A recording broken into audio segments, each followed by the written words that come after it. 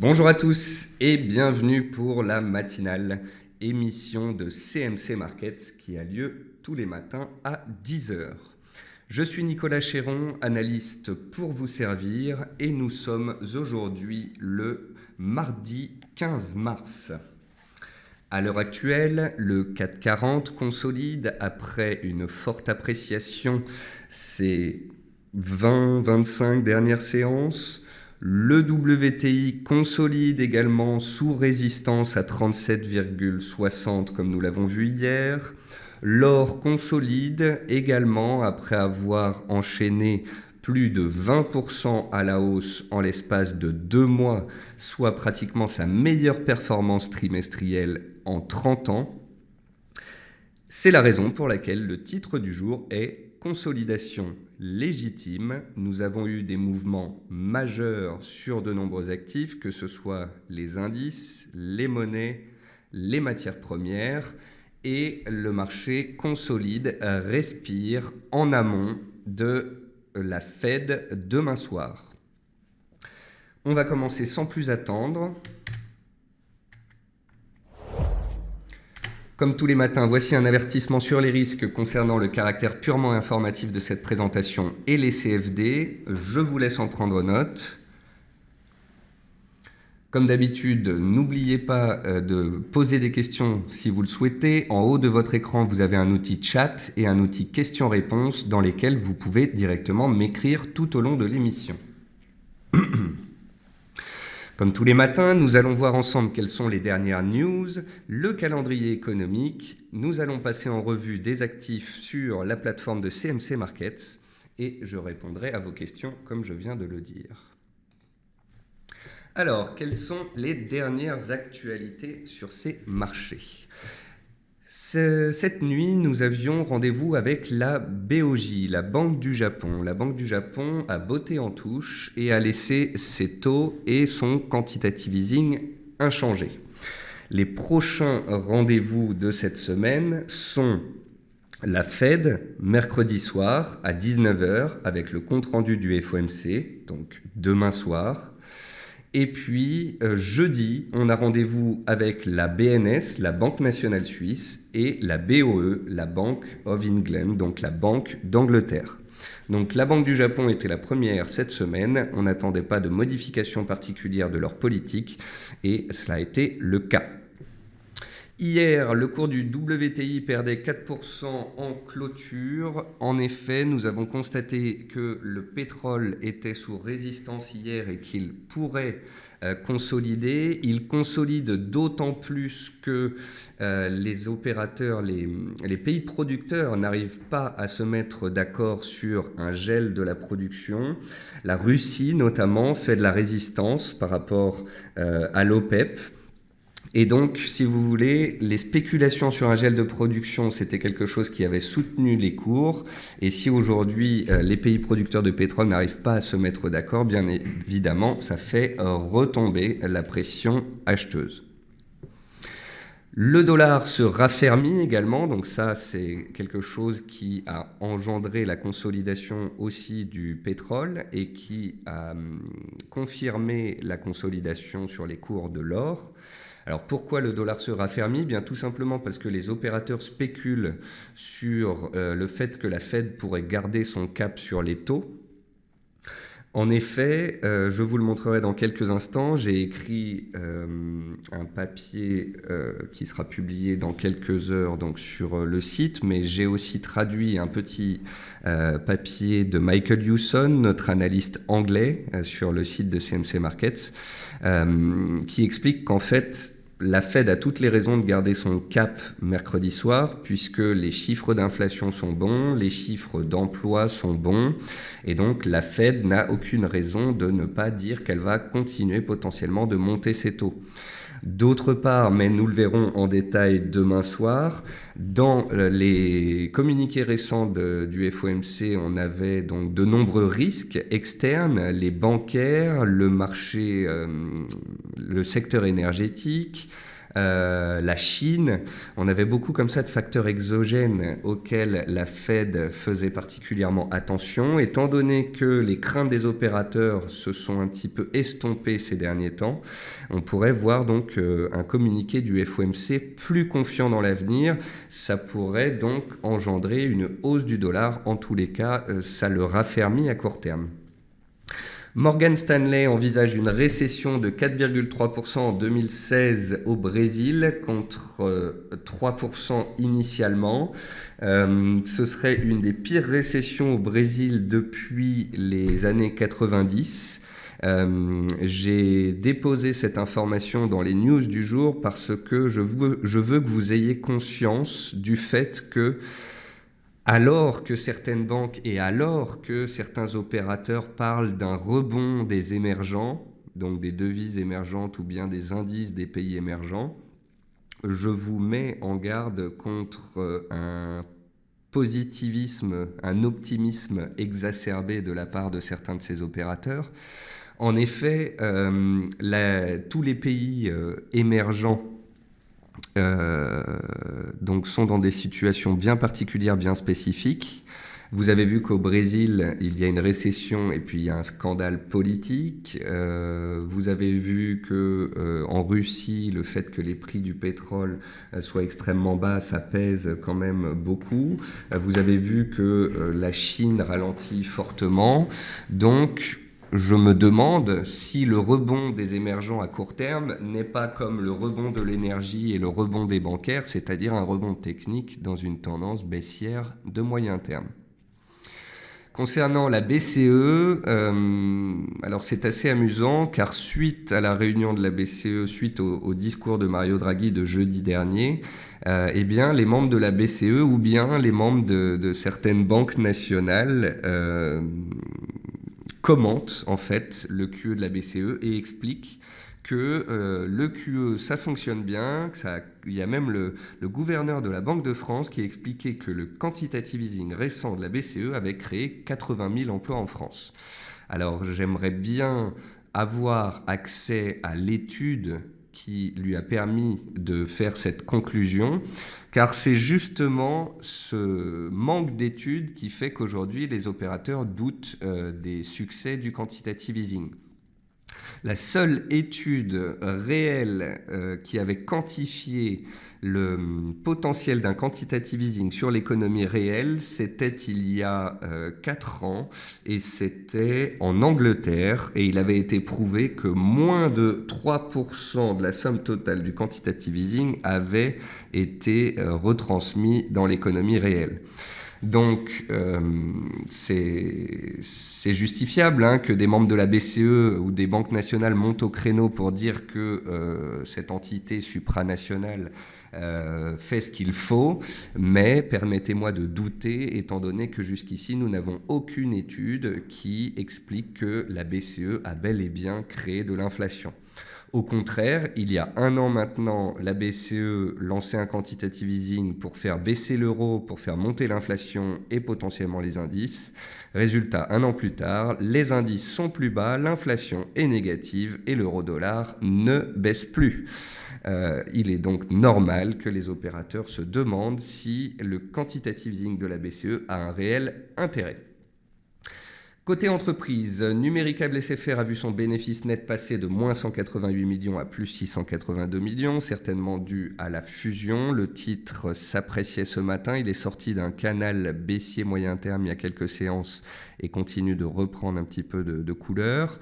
Virbac, qui avait ces dernières années un parcours boursier parfait depuis 1 an, voit ses résultats et donc son cours de bourse nettement ralentir. La société a publié un résultat net en chute de 85% en 2015 et le titre perdait 4% ce matin. Michelin met en avant le fait que le marché mondial du pneu est bien orienté. Le titre était en petit recul ce matin, ça n'a pas d'impact fort sur les cours. Et puis Assystem a vu son bénéfice net croître de 25,9% en 2015 et s'appréciait ce matin. Le titre était d'ailleurs sur ses plus hauts annuels qui sont des plus hauts de 10 ans. Côté statistique, nous avons donc eu un statu quo de la Banque du Japon cette nuit. On a un ralentissement du crédit en février en Chine après une appréciation en janvier. Côté Europe, la production industrielle en zone euro est sortie supérieure hier à 2,1% contre les 1,7% attendus. Ce jour à 13 heures, alors n'oubliez pas, hein, les États-Unis ont changé d'heure, ils se sont mis à l'heure d'été 2 semaines avant nous, donc pendant les 2 semaines qui viennent, les statistiques américaines qui sont d'habitude à 14h30 sont à 13h30. L'ouverture américaine qui est d'habitude à 15h30 est à 14h30 et ainsi de suite. Donc ce jour, à 13h30, l'indice manufacturier Empire State de New York de mars, également à 13h30, les ventes de détail aux US pour février, et à 15h, un indice du marché de l'immobilier toujours aux États-Unis. On va passer à la plateforme, mais rapidement avant cela, je voulais de nouveau vous montrer la section événements du site de CMC Market. Donc quand vous êtes dans le site de CMC Market et que vous allez dans la rubrique formation, ensuite vous cliquez sur événements et là vous avez tous les événements à venir. Vous pouvez constater qu'aujourd'hui on est en train de faire la matinale, donc la matinale du 16 mars est déjà programmée. Ce soir, 15 mars, il y aura un webinaire à 18h30, trader les annonces macroéconomiques et l'analyse fondamentale. Demain, donc on sera le 16, il y a le live Fed. Jeudi, dans nos locaux, une formation client. Et puis vendredi, le salon de l'analyse technique auquel je participerai. Toute l'équipe de CMC Market y participera. Le vendredi de 13 à 14, il y a un débat sur les courtiers avec Guilhem Tranchant, directeur du bureau de CMC France. Et de 14 à 15, je participerai à un débat sur les monnaies. Donc voilà, vous avez toujours un programme ici à votre disposition sur les webinaires, sur les émissions spéciales, sur les séminaires, sur les conférences en province, sur nos participations à différents salons. Comme vous avez pu le voir depuis 6 mois, 1 an, CMC France a lancé de très nombreux produits, de très nombreux suivis de marché pour pouvoir toujours procurer de l'information et de la formation à ses lecteurs et clients. Parenthèse fermée, je commence donc par l'analyse graphique des indices et je vais être relativement rapide car si vous suivez la matinale au quotidien, vous connaissez les graphiques et vous connaissez le postulat actuel. Le postulat de marché actuel, c'est qu'après 4 mois de chute des marchés boursiers, on a eu un rebond puissant de 20% qui s'est mis en place sur l'espace d'1 mois. On a approché le gap annuel qui est la résistance majeure de moyen terme sous laquelle nous avons pour l'instant échoué. Néanmoins, grâce au quantitative easing, au rattrapage du secteur bancaire et de l'énergie, le rebond continue de perdurer, alimenté bien évidemment par le quantitative easing de la BCE.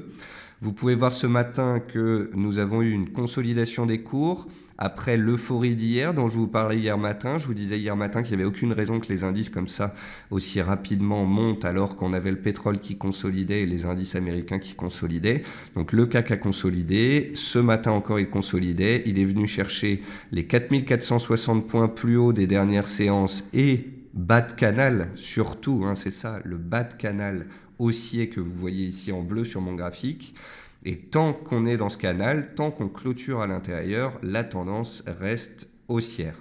Si on venait à clôturer en dehors de ce canal, on deviendrait neutre. Et la zone de support clé, c'est la zone des 4300-4350. Sous cette zone-là, on raviverait, potentiellement les velléités et la tendance baissière. Mais en attendant, tant qu'on est dans ce canal, les acheteurs ont la main. Quand les acheteurs ont la main, soit les vendeurs prennent des positions sur des seuils clés ou en cas d'euphorie pour jouer des replis de court terme, mais ils savent qu'ils font de la contre-tendance, soit on peut être acheteur et se placer sur les replis, soit on peut être aussi spectateur, car comme je l'explique depuis plus d'une semaine, les cours du CAC sont partis à la hausse, à la baisse dans tous les sens, n'ont pas été forcément évidents à lire ou à mettre à profit, alors qu'en parallèle, en 20 jours, le sucre a pris 22% en ligne droite, alors que l'euro-dollar a rebondi dans le sens de sa tendance haussière, alors que l'or jusqu'ici a été intéressant à la hausse. Donc vous voyez, il y a quand même beaucoup de choses à faire en dehors des indices quand ils ne sont pas lisibles ou quand on n'arrive pas à acheter car on a un biais psychologique. Si vous n'avez pas de biais psychologique et que vous tradez les seuils clés et les tendances, ce matin le CAC il a ouvert, il est venu chercher son bas de canal et il est reparti. Voilà. Donc c'est toujours haussier. Sur le DAX, c'est la même chose, mais en un petit peu moins haussier, puisqu'il est un peu moins punchy et fort que le CAC. Mais vous voyez qu'on a ouvert en légère baisse. On est venu rechercher la zone des 9860, 9880, puis on repart. Donc en fait, on est venu tester une zone de résistance devenue zone de support. La zone de résistance a cassé vendredi. Lundi, on a validé la cassure en s'appréciant. Et aujourd'hui, on revient faire un pullback sur la zone de cassure. Tant que le DAX est au-dessus des 9850, il est foncièrement haussier. Sous 9850, il devient neutre. Et sous 9600 en cours de clôture, il nous donnerait de nouveau des risques baissiers avec reprise de la tendance baissière. Donc pour l'instant, c'est haussier dans un rebond de court terme. Et on le sait, il y a une tendance baissière de moyen terme qui peut reprendre à tout moment, mais on ne sait pas quand, et donc on n'anticipe pas forcément. Je voulais vous montrer un graphique ici aussi, mais cette fois-ci en données hebdomadaires, que vous compreniez un peu pourquoi je vous explique parfois que les cours montent à court terme, mais pourraient rechuter par la suite. Tout simplement parce que vous voyez que le DAX a été dans un marché haussier puissant et fort pendant 7 ans. Vous voyez qu'à peu près depuis un an, cette hausse n'est plus là. On est plutôt dans un marché correctif. Donc on est passé d'un marché haussier fort à un marché neutre, avec un gros support ici à 9000 points qui a été travaillé en janvier comme il avait été travaillé à de nombreuses reprises en 2013. Alors, il y a deux façons de voir ce graphique. Soit on est passé d'un marché haussier long terme à un marché neutre qui peut redémarrer à la hausse. OK, donc scénario numéro 1. Soit on avait un marché haussier, on a cassé le trend en cassant l'oblique de soutien ici. Comme souvent en analyse technique sur les marchés, on casse un support, on accélère, on vient chercher le suivant, on rebondit, on revient tester l'oblique sous forme de pullback et ensuite on repart à la baisse dans le sens de la nouvelle tendance qui est baissière. Donc voilà les deux scénarios que j'ai à l'esprit. C'est pour ça que j'ai écrit un papier qui s'appelle 440 à la croisée des chemins, que j'ai publié sur le site Café du Forex et que j'ai relayé avec mon compte Twitter. Parfois, en fait, j'écris des analyses exclusives pour des sites internet, mais pour que vous puissiez les voir, nous les postons et dans la plateforme CMC et sur le compte Twitter et sur le compte Facebook de CMC Markets.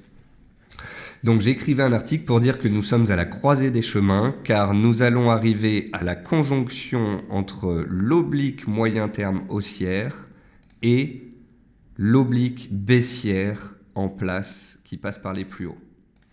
Donc nous allons voir si les cours, ici en arrivant dans ce cluster de résistance qui est la zone 10 000, 10 300, refluent et redémarrent à la baisse ou arrivent à passer en force. Je ne vous cache pas que maintenant que les banquiers centraux ont donné tout ce qu'ils pouvaient à court terme, je ne vous cache pas qu'étant donné la tendance baissière depuis un an, la dégradation des bancaires en termes de résultats, la récession des résultats américains, tout cela plaide en tous les cas pour un scénario moins haussier que ce qu'on a pu connaître ces 6 ou 7 dernières années. Donc voilà. Nous sommes dans un marché haussier de court terme qui reste soutenu, notamment par les banquiers centraux, et en l'absence de signaux baissiers pour l'instant, la tendance haussière de court terme garde le dessus. On va faire un bref passage par les actions, car vous allez voir qu'étant donné que le DAX consolide et le CAC consolide à plat, il y a peu de décalage fort. Virbac perd 4% étant donné que la société vient de publier un résultat net en forte baisse. CGG Veritas consolide... Non, c'est pas CGG, elle est plus bas CGG, elle est là. CGG Veritas, tout comme Total, tout comme Valorec consolide. Même les bancaires, à l'image de Crédit Agricole, consolident. Donc en fait, tout ce qui avait permis le rebond depuis ces dernières semaines, les bancaires et l'énergie, ce matin, consolident. Les bancaires consolident pourquoi? Parce qu'elles ont atteint des résistances majeures après avoir rebondi de plus de 20% pour la plupart d'entre elles. Et les sociétés de l'énergie consolident parce que certaines d'entre elles ont tout de même bien rebondi. Et puis, il faut dire que le pétrole est reparti à la baisse et que ça, forcément, ça pèse sur les cours. En tête des hausses, on retrouve le titre Sopra Group, qui est dans une belle tendance haussière depuis plusieurs années. Donc pas étonnant, hein, je vous l'ai dit souvent, que les titres les plus haussiers en séance soient des titres qui sont haussiers sur plusieurs années. C'est les titres privilégiés par certains fonds d'investissement. Récemment, des opérateurs ont joué des rattrapages sur les secteurs massacrés, mais ça dure un temps. Numéricable gagne 3,75%, donc après avoir publié son résultat net, vous voyez que Numéricable ici avait fait un triple top, on avait engagé une tendance baissière, et puis depuis qu'on est sorti de la tendance baissière, les cours se sont appréciés. Vous pouvez comme ça prendre 2-3 heures de votre temps, balayer les actions françaises, mettre des canaux en place, des résistances, des supports, des figures chartistes, et vous verrez que lorsqu'il y a une sortie, un changement de tendance, une cassure majeure, c'est généralement propre sur le marché action. Donc vous voyez, moi je n'ai pas le temps de regarder les 250 titres tous les matins, mais j'avais tracé ce canal, je vous l'avais posté à plusieurs reprises et notamment ici en début février quand on avait échoué sous la borne haute. Et après, un canal comme ça, on peut attendre patiemment des semaines. Par contre, on sait que le jour où les cours en sortent, généralement, c'est relativement puissant. Après, dans les hausses, on a quelques titres en hausse de 1 ou 2%, mais rien de spécial. Certains titres rebondissent après avoir publié des résultats qui les ont fait chuter. Et on n'a pas de forte volatilité. J'ai l'impression que les marchés se stabilisent, respirent avant le grand rendez-vous que sera le FOMC de demain soir. Alors, côté matières premières, le fameux pétrole. Le voilà. Donc, je pense que le graphique parle de lui-même, mais je vais vous le décrire. Nous avons une tendance haussière puissante qui a commencé ici le 24 février et qui a duré un peu moins d'un mois. Nous avions une tendance forte soutenue notamment par les spéculations sur un accord de gel de la production des pays producteurs. Hier, la Russie a laissé entendre que pour l'instant, il n'y avait pas de terme sur un accord. Donc les cours du pétrole sont repartis à la baisse. Les cours du pétrole ont cassé la zone des 36,80 que je vous avais indiqué hier et donc ont cassé l'oblique haussière de la tendance haussière. Et quand on casse une oblique de la tendance haussière, on passe de haussier à neutre. On ne passe pas tout de suite de haussier à baissier. Par contre, on le sait, quand on passe de haussier à neutre, eh bien les cours consolident et donc là, on respire. Alors, vous voyez ici une zone comprise entre 34 et 38. On est approximativement à 50% de cette zone-là. Si les indices devaient fortement se reprendre et que les rumeurs sur le gel de la production devaient réapparaître, eh bien, à tout moment, le pétrole peut repartir à la hausse. Si par contre le dollar devait se raffermir et qu'il n'y avait pas de nouvelles spéculations à court terme sur le gel de la production, on pourrait donc avoir une consolidation du pétrole en direction de son support, le fameux support des 34 $. Voilà. Donc le pétrole a été fortement haussier, il est désormais neutre à court terme et donc il pourrait consolider un peu plus. On m'a parlé du café hier, alors je vais jeter un œil là-dessus.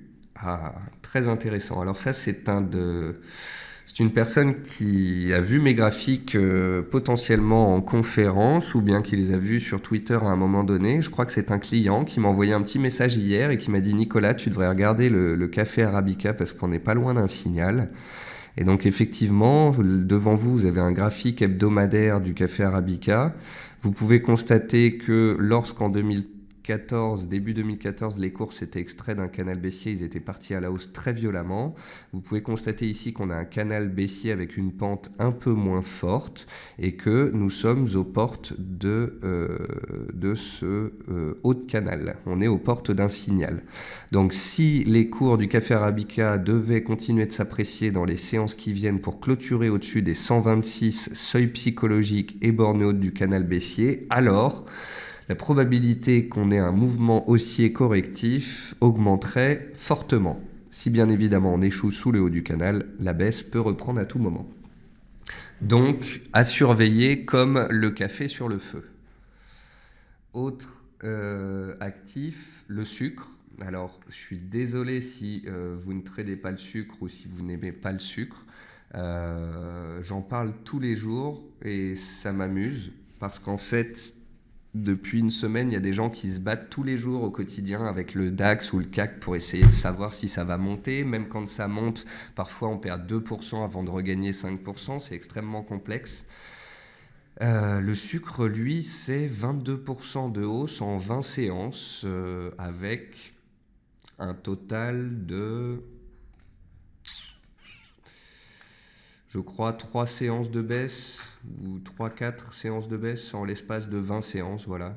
Donc c'est linéaire, c'est haussier, c'est puissant et c'est ça qu'on recherche quand on va faire un tour du côté des matières premières. Depuis le début de l'année, je vous ai expliqué que l'année 2013 serait une année particulière pour les actions et les indices, une année pas forcément haussière, au mieux neutre, puisqu'on a démarré l'année avec moins 20%. Je vous ai expliqué aussi que les matières premières, qu'elles soient agricoles ou autres, pourraient être très intéressantes. Le sucre en fait partie, c'est un outil de diversification. Comme beaucoup de matières premières, ce sont des signaux qui sont donnés en données journalières, voire hebdomadaires et qui durent plusieurs semaines. Donc pour ceux qui en ont marre de se faire balayer en intraday par des statistiques et une forte volatilité sur les indices, eh bien parfois aller sur les monnaies sur plusieurs séances ou les matières premières sur plusieurs semaines peut rendre le trading un peu plus tranquille et ça permet de voir les choses un peu différemment. Ensuite, l'or. Les cours de l'or, je vous ai expliqué qu'on surchauffait, qu'on était dans un biseau ascendant, qu'il y avait une forte probabilité qu'on en sorte par le bas. C'est ce que les cours sont en train de faire puisque le dollar se raffermit. D'après le biseau que vous voyez ici, théoriquement, l'objectif est de revenir sur la zone des 1180-1200 dollars. Si au contraire on recasse les 1250 et qu'on réintègre la figure, alors on pourrait redémarrer à la hausse. Mais une réintégration de biseau ascendant, c'est quand même extrêmement rare. Donc on garde ça en tête. Mais voilà, on a parlé de l'or et pendant 2 mois, je vous ai dit tous les jours, l'or est haussier et sur repli peut être mis à profit par ceux qui pensent que ça va aller plus haut, ceux qui voient la tendance haussière, ceux qui constatent qu'effectivement, plutôt que d'aller trader le pétrole à contre-tendance ou les indices en rebond technique, eh bien l'or c'était une hausse linéaire. Comme je vous l'ai expliqué depuis la fin de la semaine dernière, là par contre, on a atteint une résistance, on consolide et c'est normal. Et puis après tout, pour ceux qui sont haussiers sur l'or à moyen terme, est-ce qu'un retour des cours à 1200, 1190 ne serait pas une belle opportunité? Voilà, c'est aussi ça la question à se poser. Certains d'entre vous, on peut jouer la hausse de l'or pendant un certain temps. Certains autres attendent. Et un repli violent de l'or sur support à cause d'un dollar, par exemple, qui repartirait à la hausse après le FOMC, ça pourrait en intéresser plus d'un. Quoi d'autre? Le jus d'orange a pris 5% hier et valide donc le support que je vous avais montré il y a un peu plus d'une semaine. C'est un support en données hebdomadaires Donc vous voyez, de la même façon que le sucre en 2015 avait trouvé un double support ici à 105, eh bien il vient d'en créer un ici à 115-116.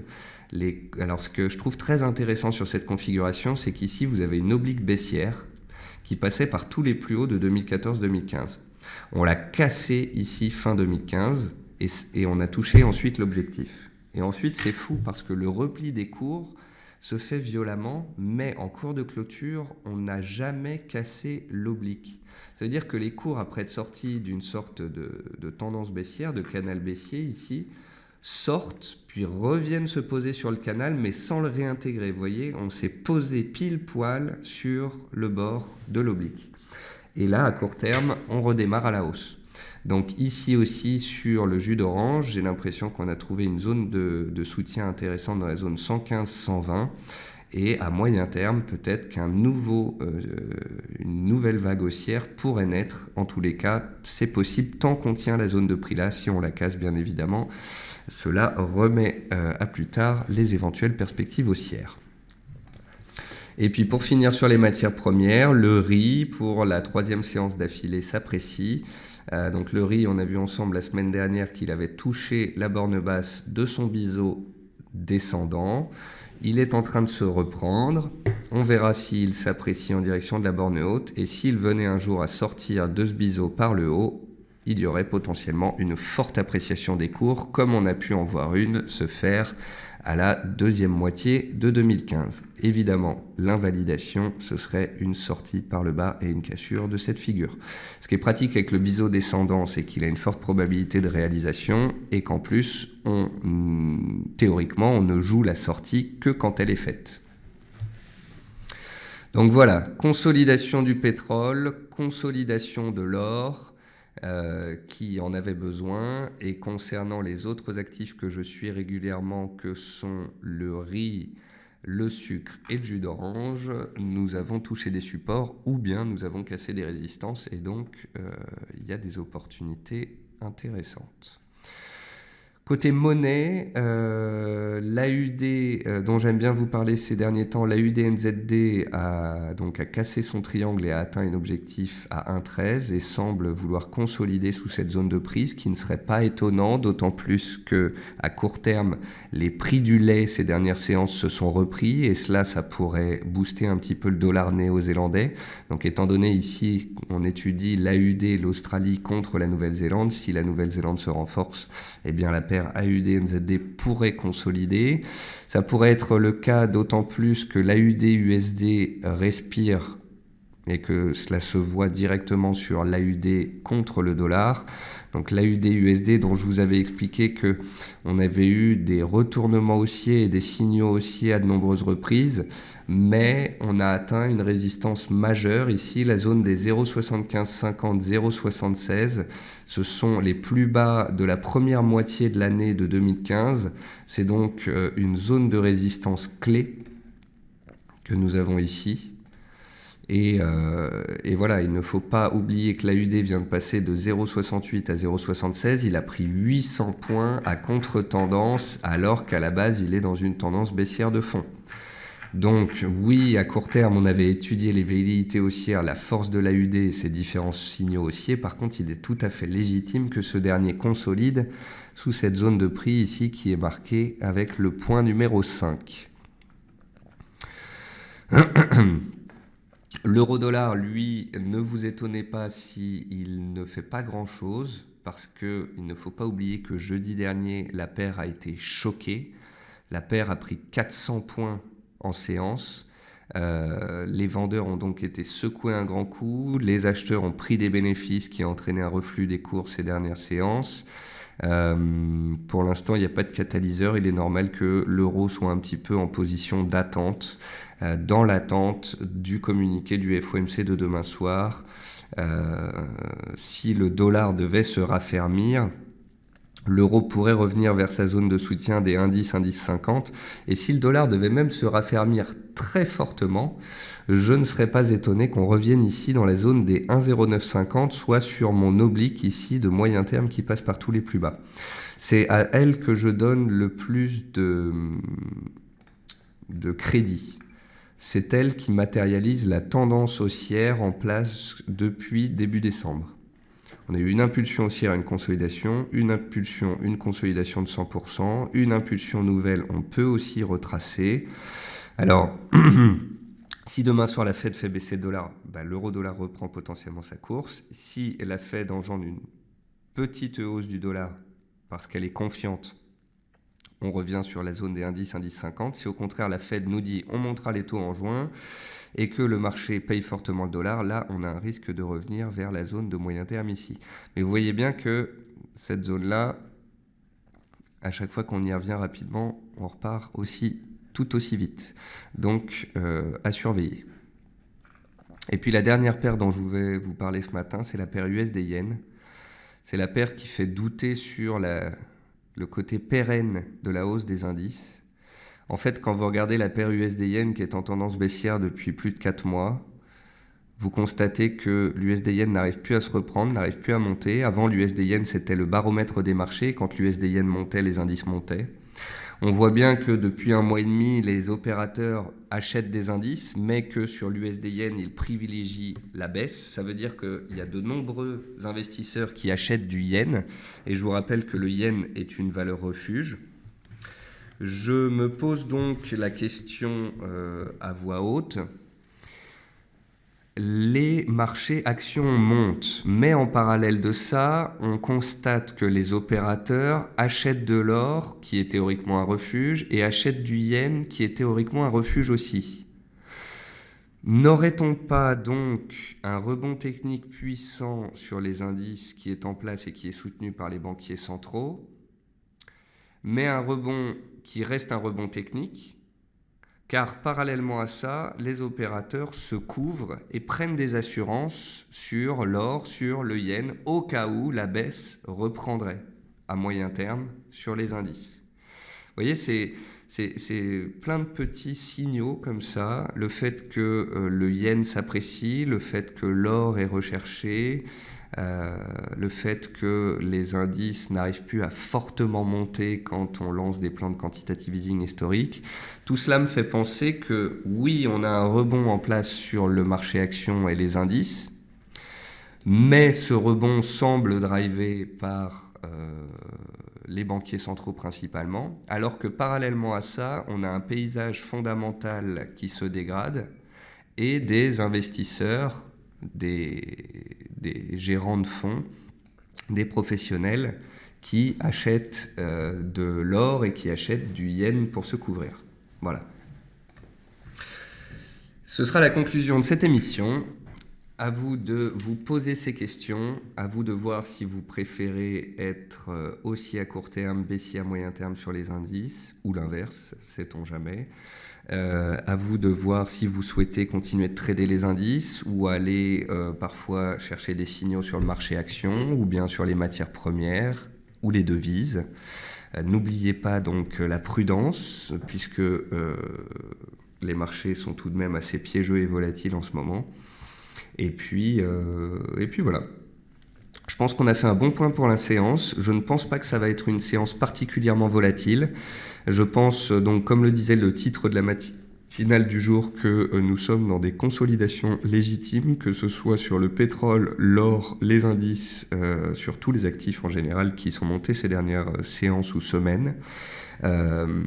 Et donc voilà, on va se positionner en attente de la Fed de demain soir. Quant à moi, je vous retrouve demain matin 10h pour la matinale et puis demain soir 18h45 pour une émission spéciale FOMC. Je vous souhaite à tous un très bon appétit, une bonne journée, un bon trading et je vous retrouve demain matin 10h pour la matinale.